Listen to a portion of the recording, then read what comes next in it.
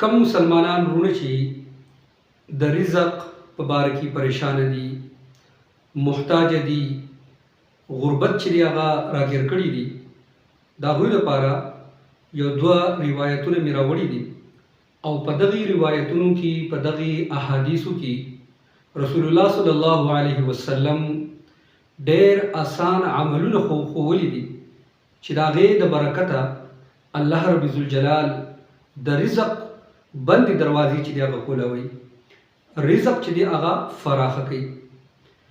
یو روایت کې راځي، یو صحابي راځي رسول الله صلی الله علیه وسلم ته ارشاد فرمایي چې یا رسول الله دنیا رانه چې دی مخ اړولی دی. مطلب د دې خبرې دا دی چې خپله محتاجي رسول الله صلی الله علیه وسلم ته مخې ته کېښودل چې محتاج یم، رزق را باندې بند دی، غربت مې دی. نو رسول الله صلی الله علیه وسلم ورته ارشاد وفرمایلو چې آیا ستا نه هغه تسبیح یېره ده، کومه تسبیح چې د ملایکو تسبیح ده او د کومې تسبیح د وجې نه الله رب ذوالجلال ټول مخلوقاتو ته رزق ورکوي. یعنی د رسول الله صلی الله علیه وسلم مطلب دا و چې تو دغه تسبیح ولې نه وي چې د کومې تسبیح د لاسه الله رب ذوالجلال ټول مخلوقاتو ته رزق ورکوي. نو رسول الله صلی الله علیه وسلم ورته هغه تسبیح بیان کړله چې تو سحر سل پیرې چې دی نو دا تسبیح وایه، او هغه تسبیح دا ده سبحان الله وبحمده سبحان الله العظیم وبحمده استغفر الله.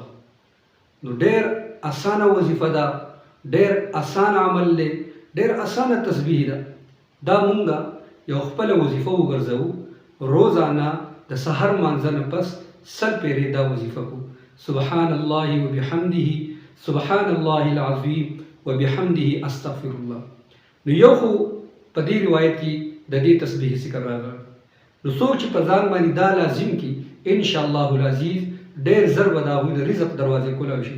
بلکې دې روایت کې راځي چې یوه هفته پس هغه صحابي د رسول الله صلی الله علیه وسلم خواته راغلی او رسول الله صلی الله علیه وسلم ته ارشاد فرمایل چې یا رسول الله، الله رب ذوالجلال ما ته دومره رزق راکو چې بس هغه زه سنبالولی نه شم.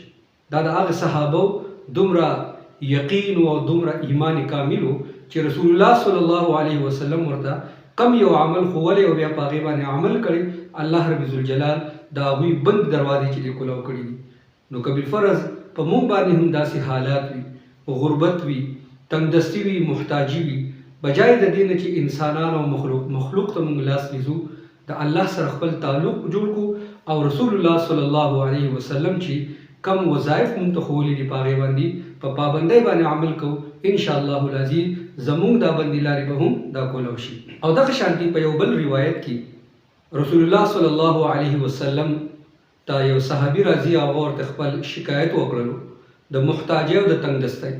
نو رسول الله صلی الله علیه وسلم ورته یو ډېر اسان عمل وښولو چې په دې باندې عمل شروع کا ستا رزق به چې دی فراخه شي. اولنې په دا کار کې چې کله د بهر نه تو راشه او کور ته ننوځې په خپل کور والا باندې سلام وایه. او دویم چې دی دا به کې چې درود به چې دی په ما باندې وي. او دریم دا چې یو پیره د سوره اخلاص تلاوت کول. ډېر اسان عملونه دي. کور ته انسان ننوځي په کور والا باندې سلام واچوي، د هغې نه پس په رسول الله صلی الله علیه وسلم باندې درود پاک وایي. او دریم نمبر د سوره اخلاص چې ډېر اسان صورت دی، هر یو مسلمان چې دی دا ورسي د سوره اخلاص یو پیره تلاوت وکړي. نو رسول الله صلی الله علیه وسلم فرمایل چې د دې د برکته به الله رب ذوالجلال ستا رزق